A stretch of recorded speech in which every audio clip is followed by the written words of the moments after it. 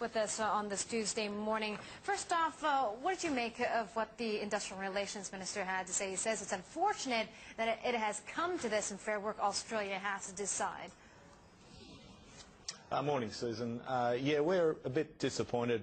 We would have liked to have had a negotiated solution that our members could have voted on. Unfortunately, that's not the case, and we'll go down the arbitration trail, which I will remind everyone will take quite a while. We've got a fairly complicated agreement, and there's a lot of expert witnesses we need to bring in, so it could take up to 6 months at least. Well, we heard from one industry watcher, DLA Piper, saying that the unions have been outmaneuvered in this case by Qantas's boss and management team. What do you think? Well, we do have question marks over the grounding and the potential lockout. There has been some witnesses come forward last night regarding the premeditated nature of the grounding. Couriers were notified before the annual general meeting.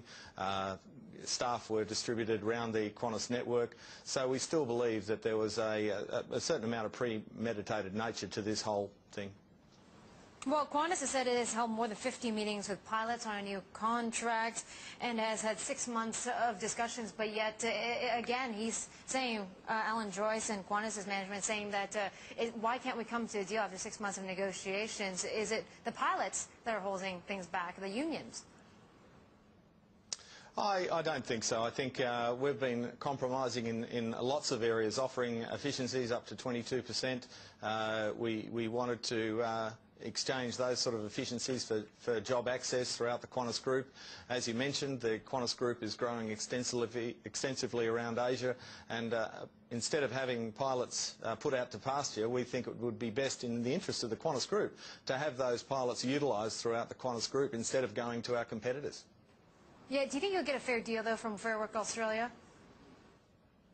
Well, I think both sides have an element of risk. Qantas may be hoping for things that may or may not be achieved. I guess the pilots are the same. Our job security claims are common throughout the aviation industry. They're not unique, and we will be bringing in expert witnesses from around the world to explain exactly that to the judiciary. Barry, what would you say to those pilots that may be thinking of working at Qantas Airlines? Well, I'd encourage them to just give us some time. We do have pilots leaving at a fair rate, which is a shame. It's a shame for Australia. It's a shame for Qantas. We'd like to see those young Australians have a career that they can be proud of, and Qantas and Australia can have an airline that it's proud of.